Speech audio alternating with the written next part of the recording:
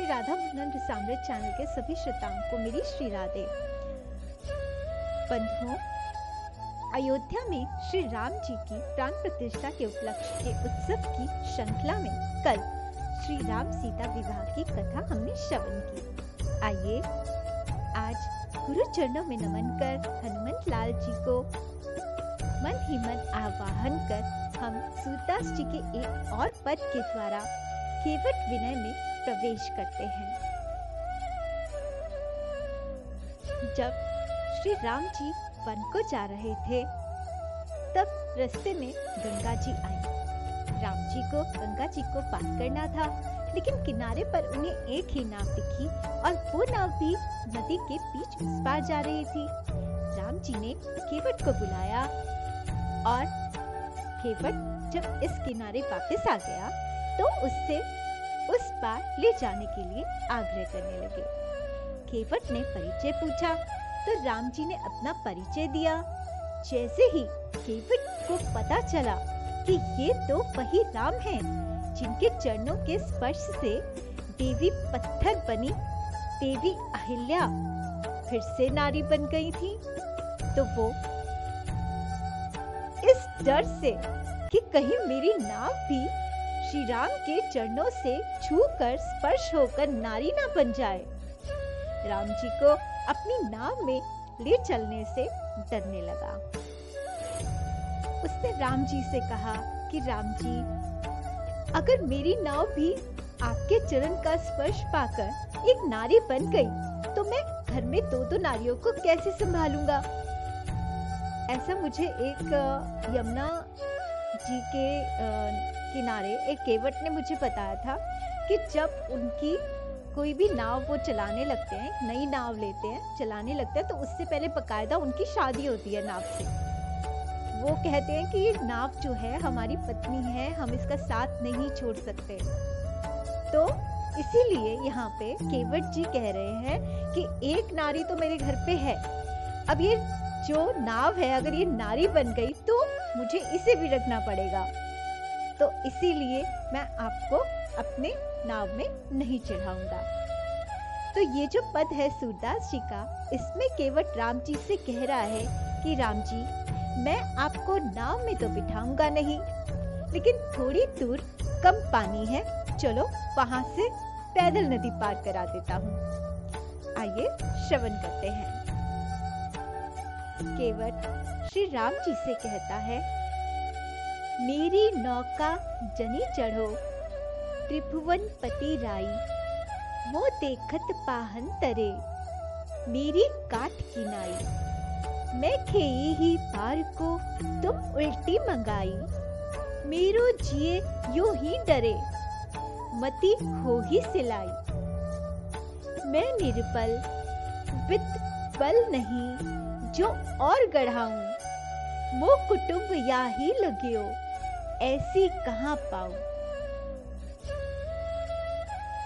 सूरदास जी लिखते हैं कि जब श्री राम नौका में चढ़ने लगे तो केवट हाथ जोड़कर उनसे बोला कि भगवान, मैं आपको अपनी नौका में नहीं बिठा सकता, क्योंकि आपके चरणों का स्पर्श करते ही एक पत्थर सजीव नारी हो गई। ये नौका भी लकड़ी की बनी हुई है, अतः आप इस पर ना चढ़ो। मैंने उस पार जाने के लिए इसे खेना आरंभ किया था, लेकिन आपने इसे यहाँ मंगवा लिया। कहीं आपके चरणों के स्पर्श से मेरी नौका का भी शीला जैसा ही दशा ना हो जाए, यानी वो नारी ना बन जाए। तो यही सोच सोच कर मेरा हृदय भयभीत हो रहा है, क्योंकि मैं निर्बल हूँ, धनहीन हूँ, इसलिए नई नौका नहीं बनवा सकता और मेरा सारा का सारा कुटुंब जो है वो इसी नौका पर निर्भर करता है। आगे केवट सूरदास जी से कहते हैं, मैं निर्धन कछु धन नहीं, परिवार घनेरो, समर ढाक ही काटिके बांधो तुम बेरो।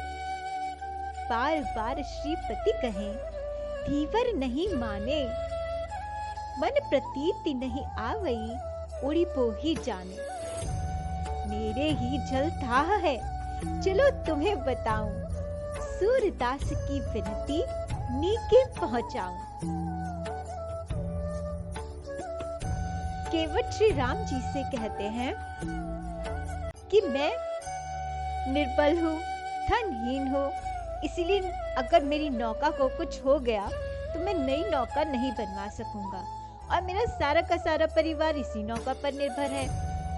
तो आपको अगर गंगा पार जाना ही है तो मैं सेमर और ढाक की डालियां काट कर आपके लिए एक बेड़ा बांध बना देता हूँ।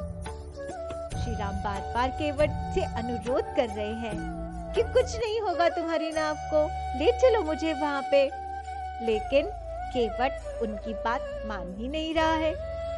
तो सूरदास जी कहते हैं कि उसने कहा, हे भगवान, पास ही पैदल चलकर पार करने योग्य जल है, मैं आपको वहां ले चलता हूँ, मैं वहीं से आपको पार पहुंचा देता हूँ, नाव में तो मैं आपको नहीं चढ़ाऊंगा। इस प्रकार जब केवट श्री राम जी को नौका में बिठाने के लिए मना करने लगा, तब सभी ने बार बार उससे आग्रह किया। तब केवट ने एक शर्त रखी कि वो राम जी के चरणों को धोकर पिएगा और यदि उसे कुछ नहीं हुआ तो ही उन्हें अपनी नाव में बिठाएगा। ऐसा ही हुआ। केवट ने बड़े प्रेम से भाव से श्री राम जी के चरण पखारे और चरणामृत ग्रहण किया और अपने परिवार को भी ग्रहण करवाया। जब किसी को कुछ नहीं हुआ तब उसने श्री राम जी को अपने नौका में बिठाकर गंगा जी पार करवाई। नदी पार हो जाने के बाद श्री राम जी ने उन्हें उत्तराई देनी चाहिए, लेकिन वहाँ केवट ने बहुत ही सुंदर बात कही। केवट ने श्री राम जी से कहा कि हम दोनों एक ही काम करते हैं, यानी सेम प्रोफेशन के हैं।